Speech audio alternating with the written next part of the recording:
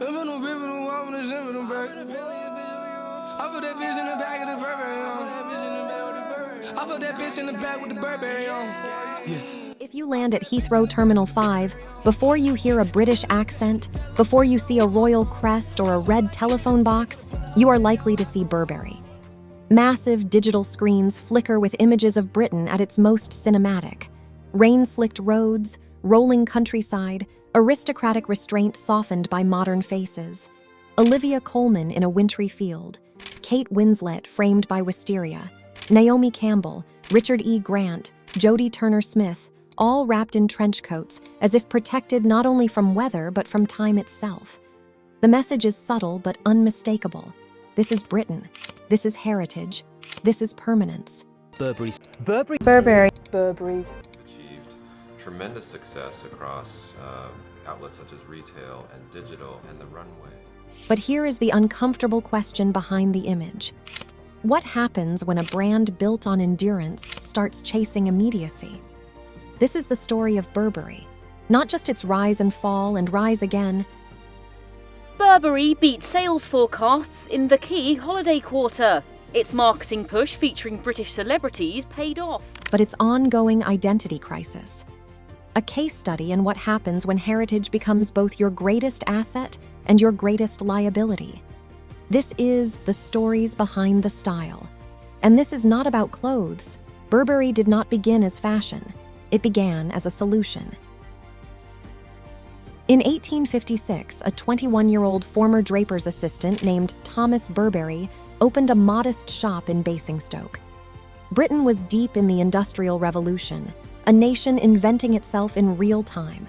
Railways expanded, factories hummed, and urban populations swelled. Exploration accelerated, trade routes expanded, and the British Empire stretched across continents. And yet, for all its progress, weather remained unforgiving. Relentless rain, biting winds, and sudden storms. Thomas Burberry's genius was not aesthetic. It was practical.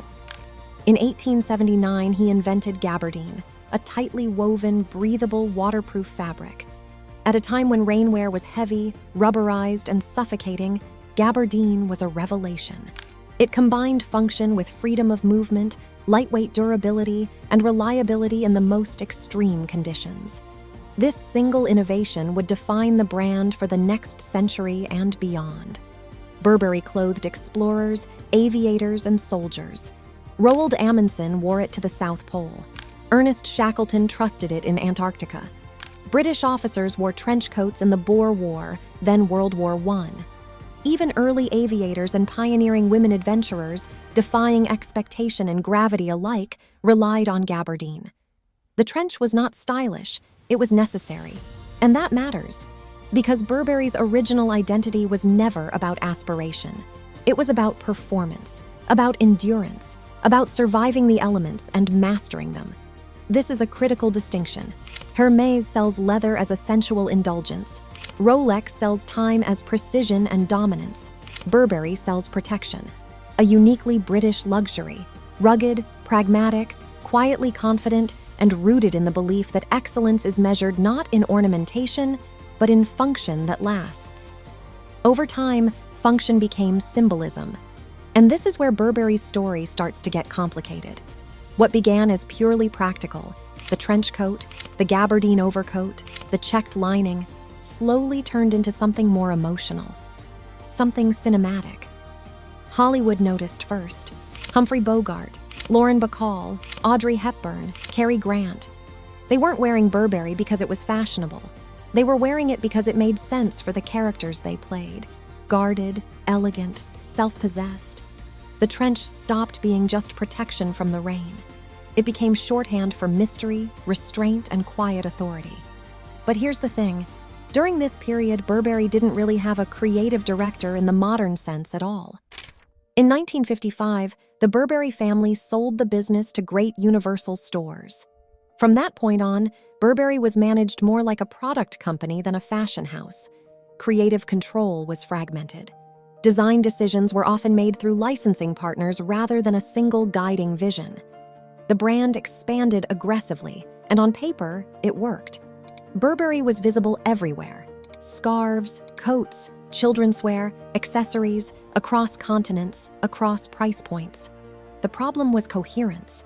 Without a central creative authority, the brand's symbols, the trench silhouette, the check, started to drift. The check, in particular, moved from lining to surface, from detail to declaration. By the 1980s and early 1990s, it was everywhere.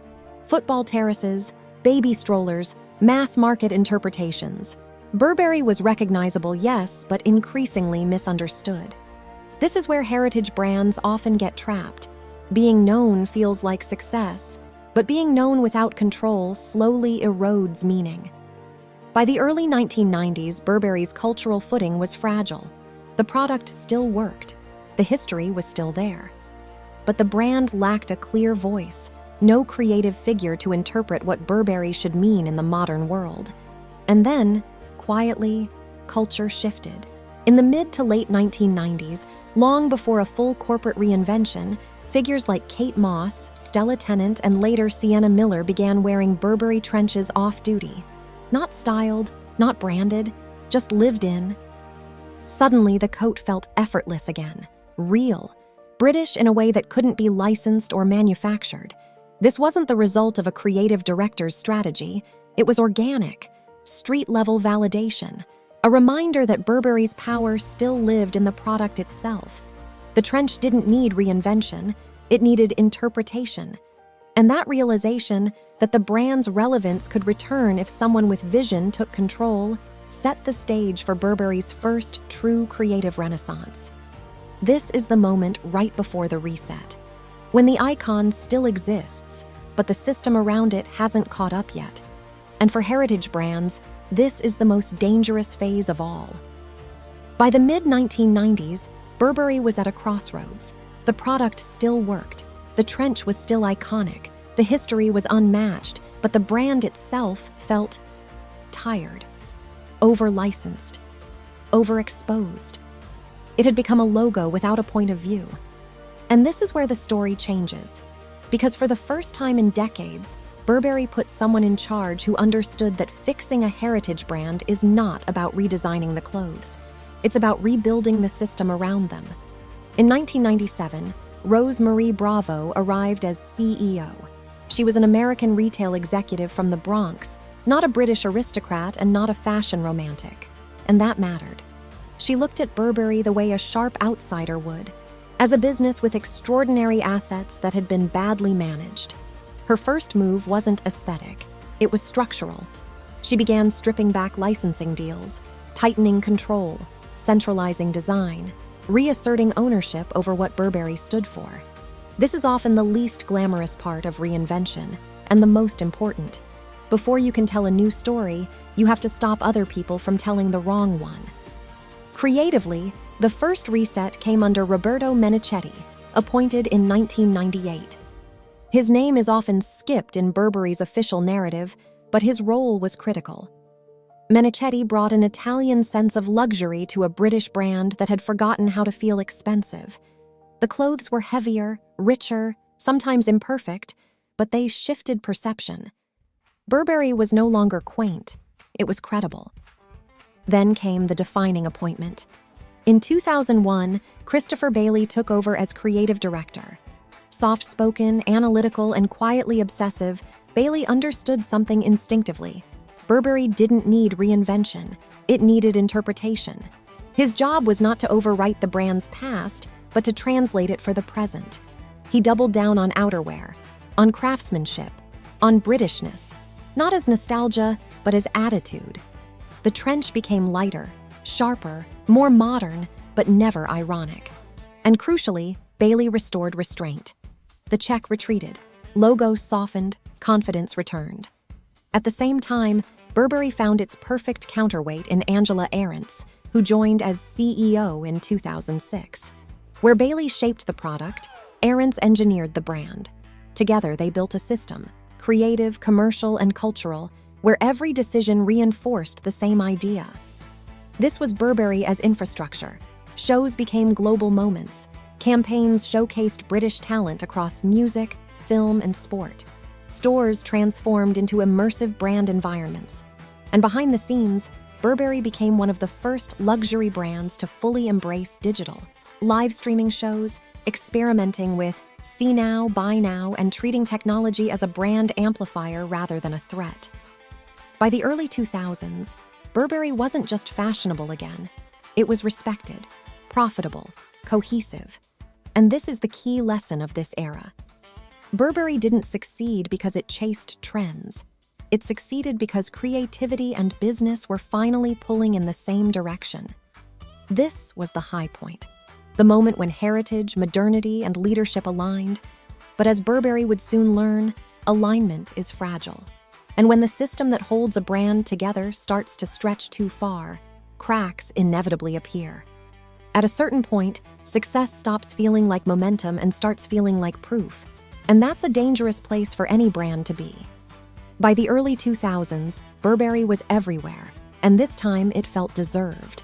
The business was strong, the creative vision was clear, the brand had credibility in luxury, relevance in culture, and fluency in technology.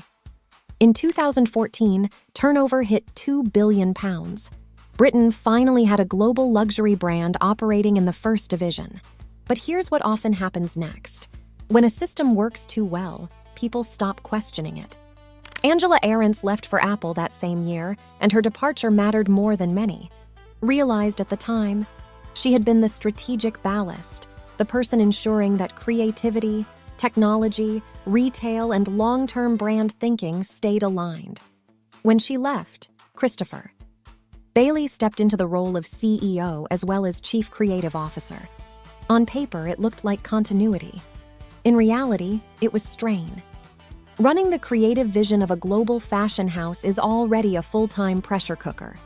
Running the business on top of that requires a different kind of energy, a different distance, a different mindset. Bailey was talented enough to do both, but no one can do both indefinitely. This is when small cracks began to form. Burberry continued to innovate, digitally, experientially, commercially, but the innovations became more reactive, faster, louder. The brand leaned into constant novelty, new formats, new ideas, new ways to stay ahead. And while nothing was obviously wrong, the sense of clarity that defined the earlier era began to blur. At the same time, cultural fatigue crept in. Burberry's check, which Bailey had once carefully restrained, started to re-emerge more visibly. Not excessively, but enough to remind people of its past overexposure. Media narratives turned, tall poppy syndrome kicked in. The same brand once celebrated for its discipline was now scrutinized for its ubiquity. By 2017, Bailey himself seemed to sense the limits of the model. After nearly 2 decades of relentless pressure, he announced his departure to spend time with his family. It was not a failure, it was exhaustion. Marco Gabbetti arrived as CEO, fresh from Celine, where he had helped transform Phoebe. Philo's cult success into a commercial powerhouse. His appointment signaled change. Burberry, once again, was preparing for a new chapter. And this is the real lesson of this phase. Burberry didn't stumble because it lost talent. It stumbled because the system that protected its identity became overstretched. When leadership becomes too concentrated, when innovation becomes constant rather than intentional, and when success feels inevitable, brands stop editing themselves. And in fashion, especially heritage fashion, editing is everything. This moment wasn't a collapse. It was a pause before a pivot. The kind of pause that forces a brand to ask a difficult question. Are we evolving, or are we just accelerating? When Riccardo Tisci was announced as Burberry's new creative director in 2018, the reaction was immediate and divided. On one hand, it made sense. Tisci had transformed Givenchy from a slightly adrift Parisian house into a global cultural force.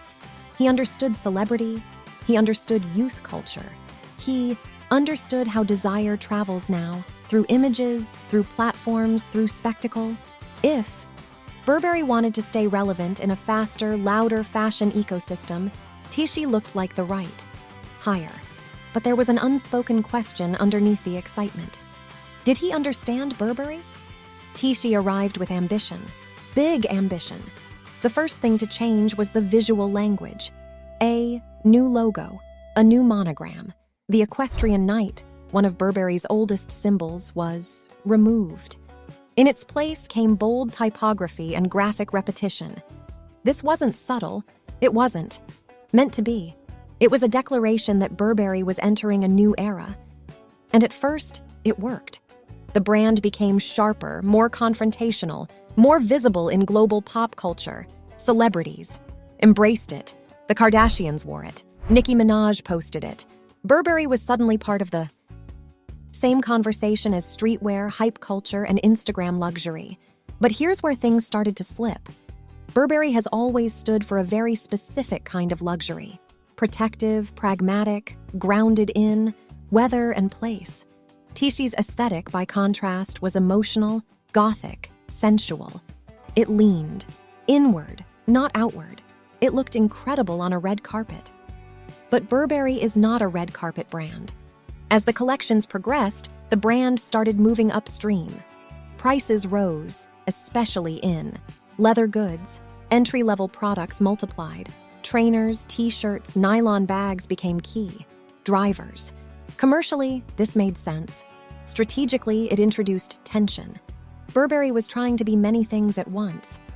Tisci spoke often about British duality, punk and royalty, rebellion and conformity. Conceptually, it was elegant. In execution, it was scattered. The brand began to feel rootless. The trench, once the center of gravity, became just another category. Britishness turned into a visual motif, rather than a lived logic. And this is the critical mistake heritage brands make when they chase youth. They borrow the language of relevance instead of speaking their own. After 4 years, it was clear something wasn't landing. The clothes were often beautiful. The campaigns were striking, but the brand lacked emotional clarity. Consumers could see the change, but they couldn't feel the purpose. Burberry hadn't become younger. It had become louder. And in doing so, it drifted away from the very thing that made it powerful in the first place: trust. When Tisci exited in 2022, it wasn't framed as failure, but it was an acknowledgement. The experiment had run its course. Burberry needed to re-anchor, not rebrand. Because youth is not a demographic, it's a response. And without identity, no amount of relevance can sustain desire. By the time Daniel Lee arrived at Burberry in 2022, the brief was no longer about disruption. It was about repair. Lee came in with a formidable reputation. At Bottega Veneta, he had created one of the most influential luxury aesthetics of the late 2000s. Quiet, tactile, confident, and instantly recognizable without logos. Naturally, expectations were high, but Burberry was not Bottega, and Lee seemed to understand that from the start. What Burberry needed wasn't another personality layered on top of the brand. It needed a return to logic. Lee talked about breadth, street to royal, everyday to ceremonial, but his instincts were more grounded than his rhetoric. He understood that British luxury doesn't float. It grips the ground. It works hard. It ages well. From his earliest collections, outerwear came back into focus. Trench. Coats reclaimed their authority. Leather became more utilitarian, more robust, designed to be used, not just admired. Still, the reset was uneven. Burberry was slow to recover from the COVID downturn. The brand had lost momentum, and the market itself had changed. Consumers were cautious. Luxury growth was no longer guaranteed. And beneath the surface, there were unresolved structural issues: pricing, positioning, and a lack of clarity around who Burberry was really for. That's where Joshua Schulman enters the story. In 2024, Schulman arrived from Coach, a brand he had helped stabilize and refocus after its own period of overreach. Almost immediately, his tone was different, less defensive, more direct. When he said Burberry had underperformed partly because of its own decisions, the market responded, not with fear but relief, because honesty is stabilizing. Schulman identified the problem clearly. Burberry had drifted too far from its core. Prices had. risen beyond what the brand's value proposition could comfortably support. Heritage had been treated as imagery rather than infrastructure. Outerwear, the engine of the brand, had lost priority. So the work became corrective. Prices were adjusted. Leather goods were rethought. The trench was repositioned as central, not symbolic. And internally, confidence began to return, not through hype, but through focus. What emerged wasn't a dramatic reinvention, but something more difficult: coherence. At the September 2025 show, that coherence was visible. The clothes felt grounded, easy, British without performance. There was room to experiment, but not at the expense of identity. As Lee put it, the work became more instinctive, not because the brand had relaxed, but because it had stopped pretending to be something else. And this is the real shift. Burberry stopped asking how to be relevant. It started asking how to be itself, consistently. It's too early to declare victory. The market is tough. Luxury is recalibrating, but Burberry's direction is finally aligned with its nature. And that alignment between product, leadership, and purpose is the only thing that ever sustains a heritage brand. Not youth, not noise, but trust, built slowly and protected fiercely. So, what do we actually take from Burberry's story? This is a brand that has endured for more than 160 years. It has survived overexposure, leadership changes, cultural shifts, and global crises. Yet the lessons here are less about trenches or checks and more about strategy. Burberry shows us that heritage is not a marketing tagline. It is infrastructure. It's the backbone. That supports everything else: design, storytelling, commerce, and culture. Ignore it or treat it as optional, and even the most celebrated brand can lose its way. Success is seductive. Youth culture is tempting. Trend-led hype can feel like magic. But heritage, brands, and any creative business really, thrive on clarity, consistency, and focus. So here's the takeaway for young designers, founders, and creative entrepreneurs. First, know your core. Identify the one thing that defines your brand and build everything else around it. Second, growth without alignment is dangerous. Visibility, sales, or media buzz don't replace strategic clarity. Third, innovation must be anchored.